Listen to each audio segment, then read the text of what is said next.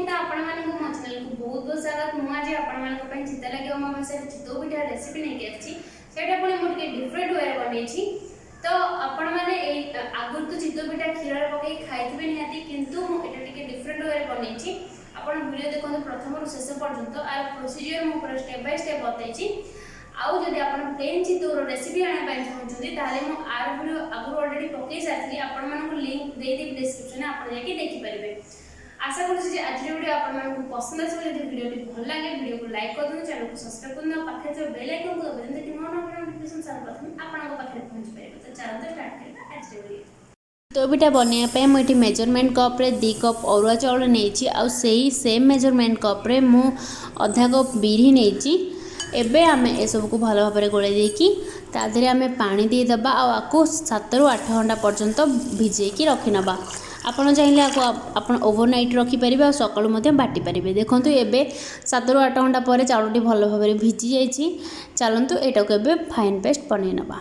चितौ पिठाटी नरम आ फ्लफी होगापी आम से नड़िया ऐड करवा। आपड़ यही पिठार जिते नड़िया ऐड करेंगे पिठाटी से टेस्टी हम।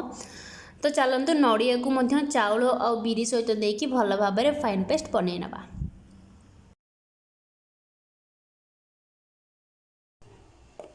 तो देखो ये आम चितौ पिठा बनवाई आण बनिकी रेडी हो जाइए। तो चलतु यहाँ गोटे बाउल को ट्रांसफर करनवा। आठे मु जमा भी लुण पकईनी आपको 7 ରୁ 8 घंटा पर्यंत घोड़े फर्मेंट होगापी छाड़ी नेबी। तापर जो फर्मेंट हो सार मुझे लुण पकेबी, नहले एबे लुण पकईदेले यहाँ खटा हो। तो चलतु आपको फर्मेंट होगापी घोड़े गोटे साइड 7 ରୁ 8 घंटा पर्यंत छाड़ी नवा। एबे 7 ରୁ 8 घंटा हो गलानी आम आण को आणिकी से आम आवश्यक अनुसार लुण पकई नबा ताको भल भाव में गोल नबा। आपड़ ये देखिपे चितौ पिठार आणर कंसिस्टेंस ये ही रखिए। तापर मुझे गोटे आपम पैन नहीं जाइए। जदि आपण पाखे पैन न थाए ताहले आपण माने कढ़ई नहीं पारे। मुझे छोट छोट चितौ पिठा देखी से पैन नहीं ताधे मु घी ग्रीस करने आप चाहिए तेल ग्रीस करें। एबे मुझे आण को दे दूची और ताको कवर करके 2 ରୁ 3 मिनिट पर्यंत कुक करने छाड़नेबी। जेहेतु यही पैन रो कवर नाही से मुझे कवरटा देची। आपड़ चाहिए इजिली फ्लिपकार्ट रू आनीपारे, बट मुझे सिल्वर आनी। आपड़ चाहिए नॉनस्टिक आनीपारे। तो तादू आपण मैंने बहुत इजिली बहुत सारा डिफरेंट डिश बन पारे। तो देखो एबे आमर पिठा हो जाइए बहुत ही सॉफ्ट होती। आप देखिए जाली जाली टाइप रो भी होती, बहुत नरम भी होता। तो आपण मैंने यही पिठाटी को देखी सारा पर डेफिनेटली घर ये रेसिपी को ट्राए करूँ। माने ये पिठाटी को बनातु आ खातु। आ छोट पिला मानक ये पिठाटी खायापे बहुत ही भल लगे, कारण देखो ये बहुत छोट छोट होती से देखापी बहुत ही क्यूट लगुच। तो आप ये पिठाटी छोट पिला मानक देले से माने बहुत खुशी ही खाइबे।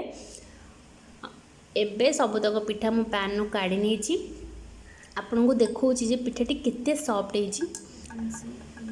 तो देखो ये पिठाटी बहुत जाली जाली टाइप रही और बहुत नरम होती जमती कि आपण मैंने वीडियो रे देखि पारछंती। तो तापर मु गोटे माटी पात्र रे 1/2 लीटर क्षीर नहीं जाइए। क्षीर को 10 ରୁ 15 मिनिट फुटेला से मु गोटे तेजपत्र आ गुजराती गुंड को दे दोची यार फ्लेवर भल आसापी। यहीटा को मुझे जस्ट 5 मिनिट क्षीर सहित फुटेबी। तापर आम से गुड़ देदेबा। मुझे गुड़ नहीं आप चाहिए ये चीनी नहीं पारे, किंतु गुड़ पकड़ा द्वारा बहुत ही बढ़िया टेस्ट आसता है बढ़िया कलर भी आसता है।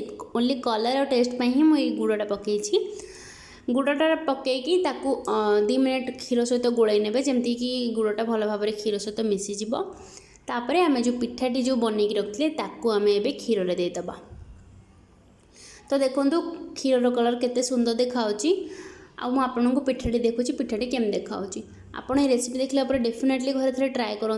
आशा करुँच आज रेसिपी आपण मानक पसंद आसथिबो। जदि वीडियोटी भल लगी थाए ताले आपन फ्रेंड्स फैमिली को शेयर कर दियंतु। रहिली नमस्कार, जय जगन्नाथ।